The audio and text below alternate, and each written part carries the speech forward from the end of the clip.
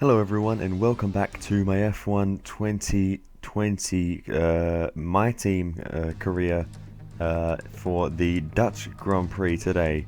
So very much looking forward to trying out the Zandvoort circuit for the first time. I did a few laps in the 2010 Red Bull car in an invitational event a while back, but this will be the first time in 2020 spec cars. So let's see what we can do for our qualifying lap. Missed the apex of the first couple of corners, in fact, and that will be the story of this entire episode, most likely, because it took me a very, very long time to get up to speed on this circuit. But anyway, enough about that. Let's see what we can do on this lap. This is still a very messy lap compared to what I could do on most other tracks. So yeah, there's a lot of improvement for me to find around this circuit, and I do sort of get better and better over the course of the race weekend. But yeah, I feel like this will be a track a lot like Hungary and Monaco, where it's going to take a lot of practice laps every time I come here in each season to be even somewhat competitive. And I am running a considerably lower difficulty than what I normally would. And you can see just how terribly this lap has come together. But anyway, we come across the line to end the lap, and we're going to qualify not in the top 14 as expected, down in 18th position rather. So not actually too bad. Guan Yu Zhou in second last ahead of Latifi. So yeah, not the end of the world, and all things considered, it's probably about where we would ordinarily be. So yeah, we did out-qualify one of the Alfa Romeos in Giovinazzi there. So yeah, it's not all bad news, and we both myself and Guan Yu Zhou out-qualified Russell and Latifi respectively. So yeah, anyway, let's just get into the race, see what we can do. Welcome along then to the North Sea coast and Zandvoort, 25 miles away from Amsterdam, and the host for today's Dutch Grand Prix.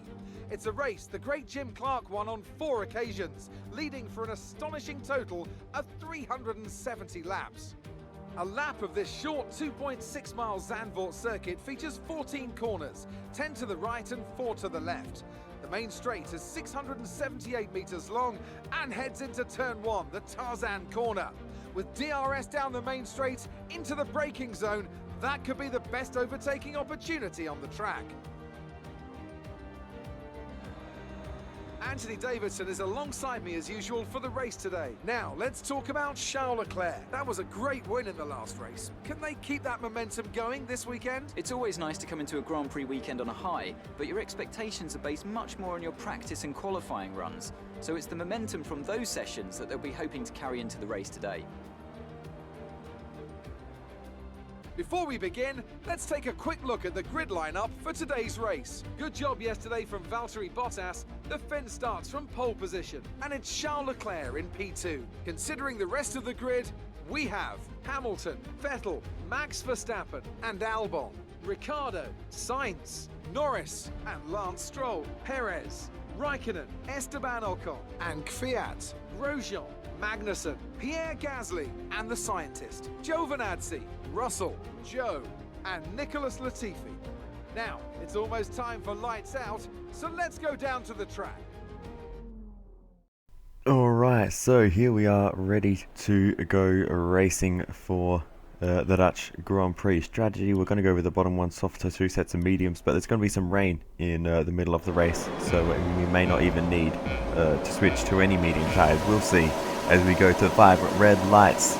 And away we go for the Dutch Grand Prix, and that's our brilliant start actually versus Gasly and Magnussen ahead of us. And we'll get past both of them, as well as Grosjean and Kvyat down the inside of a whole bunch of cars into the first corner, and we're up into 10th position by the time we come out of turn 1, and that is an absolutely incredible start. We'll need to see a replay of that as we go back to see just that, and we found the smallest gap between I think it was Magnussen and Kvyat. And as we go through the first corner, we manage not to make contact with anyone. Here's the onboard with Magnussen, and you can see we just managed to squeeze through there, and super late on the brakes, and somehow managing to not destroy our front wing. Here's the onboard from the perspective of our front wing, if you want to look at it that way, and we just about avoided contact with I don't even know who it was, because we blazed past so quickly there on Keep pushing. Let's capitalize on that first lap. the left-hand side. I think it was Lance Stroll who we were very close to as we go for a dive down the inside and just about avoid a serious crash with the McLaren there. But it didn't work out for us as we have a look down the inside of the first corner, and this time we do get it done, and we slide on through and take the position from Lando Norris. So nicely done there, and moves us up into 9th position. So it's been a really good start to this race for us, and let's hope we can just push on and without making too many mistakes, and we maybe potentially could hold on to a points paying position though. But we'll see as we continue to hold up a bit of a queue behind us and absolutely understeering like a truck through there as the tyre temperatures are through the roof. I can confirm they're not on the screen at the moment, but they were a major issue as Lando Norris slides on through down the inside. But on the exit we have a decent exit and with some overtake mode down the inside, and we get the position back from Lando Norris. The braking confidence into that first corner is very, very good. It's probably my biggest strength on this circuit versus everyone else at this stage of the race, it seems, and that's very good for us because it allows us to potentially hold on to some positions against what are definitely faster cars. You'll notice we've moved all the way on though to lap 14 because there was a lot of nothing happening. Quite often the other cars, they would just sort of sit behind and not really ever get close enough to make an overtake. The dirty air just being too strong. And now it is Esteban Ocon's turn to have a go. But at the moment he's not putting too much pressure on. But as we move on along the straight, he's going to go for it to the inside. But we're going to try and hold around the outside of the first corner and sweep around, and very aggressive on the power there, and we do manage to hold off the Frenchman in the Renault, and we maintain 9th position in this race for now. So yeah, this race is actually going very, very well for us so far as we continue to push on, and wow, it's very close in a big slide to the inside wall, though we may have even bumped it with our rear tyre. May have caused the slide there. Here's the onboard with Ocon, and yeah, I think there was contact. You can hear the clunk from his perspective, and yeah, lucky we didn't get any kind of damage from that. Watch the conditions. We think there's rain coming pretty soon. Dries seem like the fastest tyre at the moment. But yeah, rain is coming very, very soon. We still haven't made our first stop at this point, so it looks like these soft tyres are going to carry us all the way to the intermediate period. So they may be going a little bit longer than we initially expected, but yeah, we'll just keep pushing on these tyres until it's time to come in, which will be very soon as the rain is now coming down. But here comes Sergio Perez now down the inside into the first corner. We're going to try and hold it around the outside of Perez, and we managed to do it, and that is a really nice bit of defensive work there.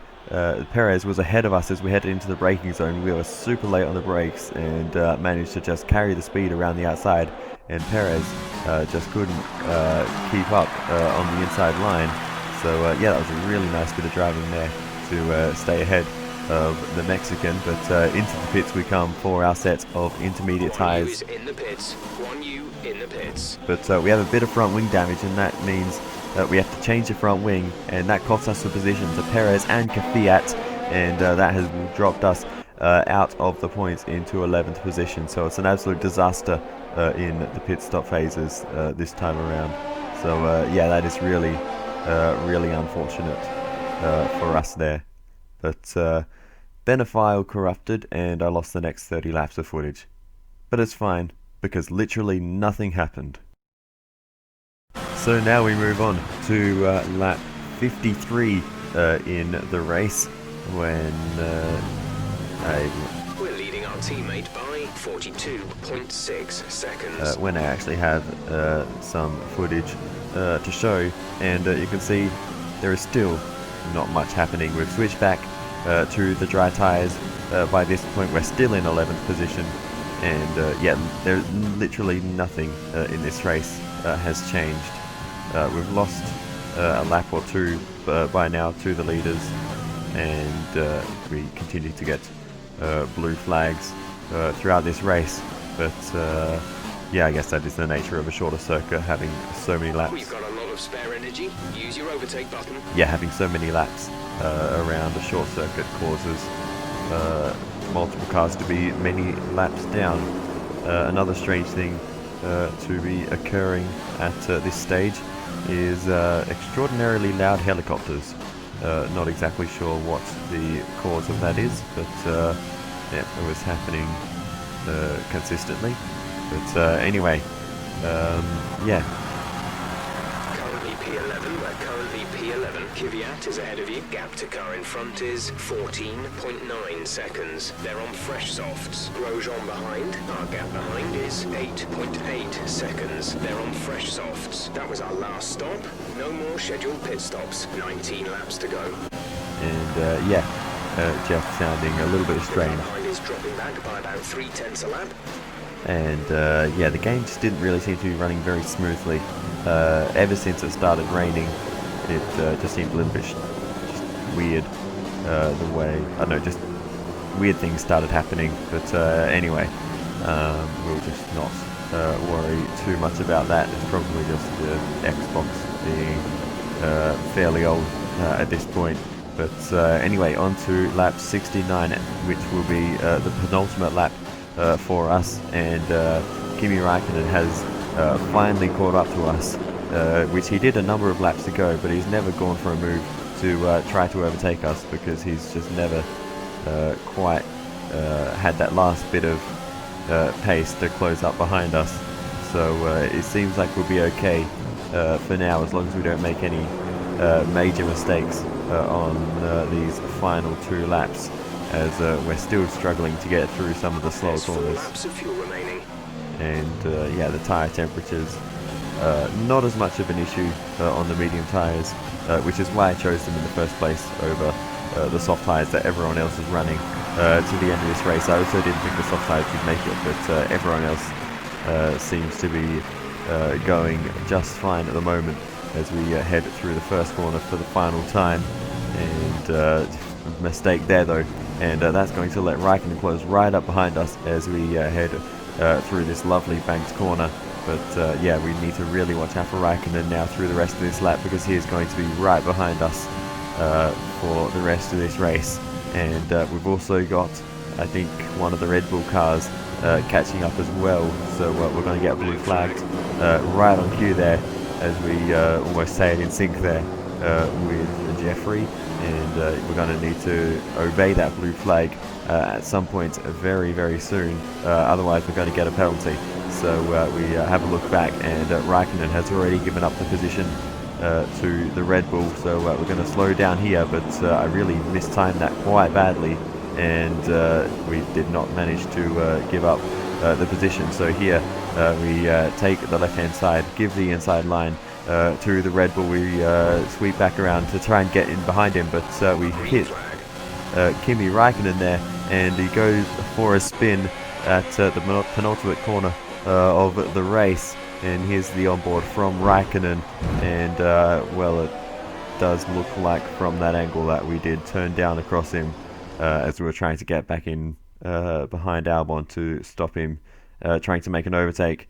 He was obviously trying to take the advantage, but if you look here, we are actually still heading up the track at the point we made contact, and it's only after the collision that we start heading back down towards the inside. So I'm not sure how to call that one. You can call your own conclusions, but what is a conclusion is that we finish in P11 for the Dutch Grand Prix.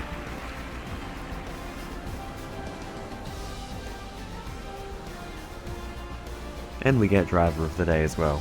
How nice. to take the win for Ferrari today. Talk to me, Ant. What was it that set them apart from the competition today? Well, this was a real team victory. They put together a solid strategy today that appeared well suited to the conditions out on track. The driver did everything that was expected of them in the moment to really execute the team's plan to perfection. A shining example of how F1 really is a team sport. And here we are, a team that is no stranger to the podium, taking their place on top once again.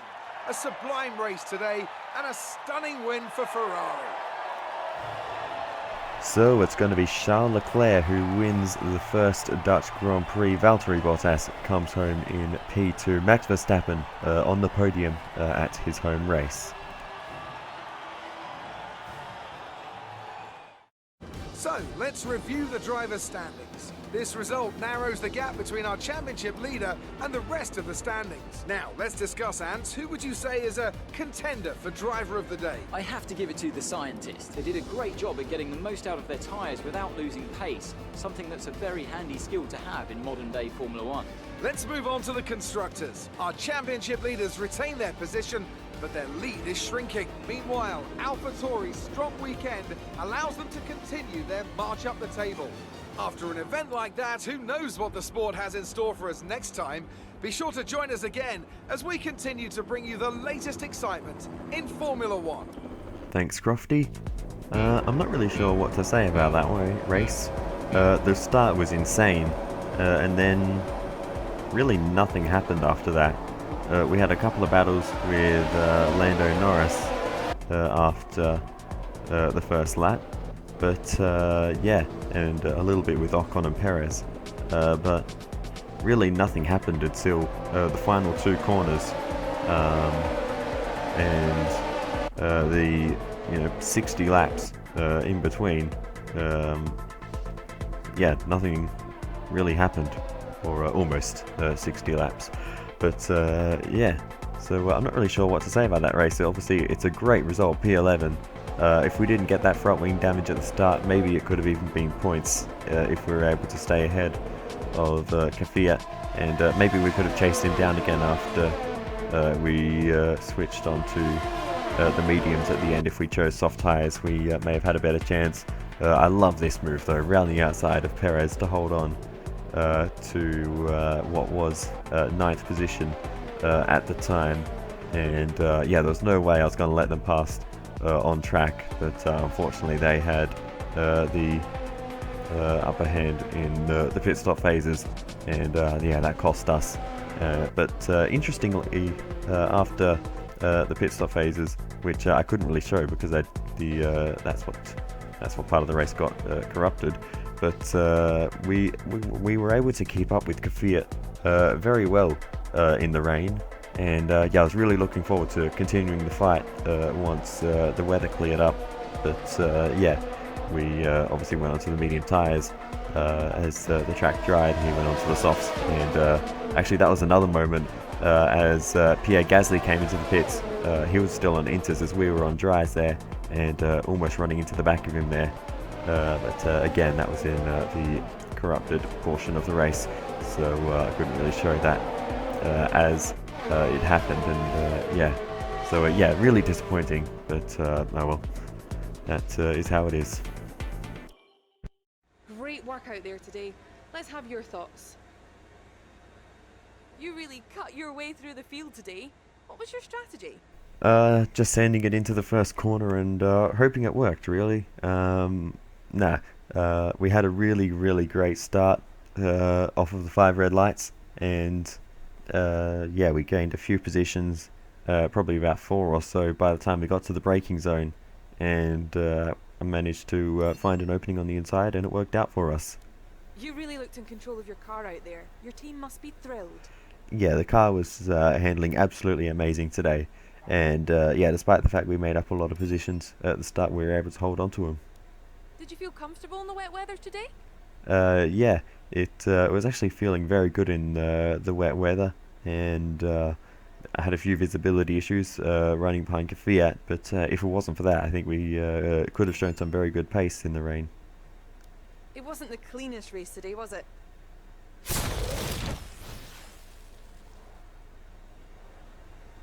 Appreciate your time. Thanks, Claire. Alright, so that brings the Dutch Grand Prix weekend to a close. We move ahead once again of Kevin Magnussen in the rivalry. His races have not gone well. He's had multiple retirements. This one was just no good for him, and yeah, it's just not going well for Magnussen at this time.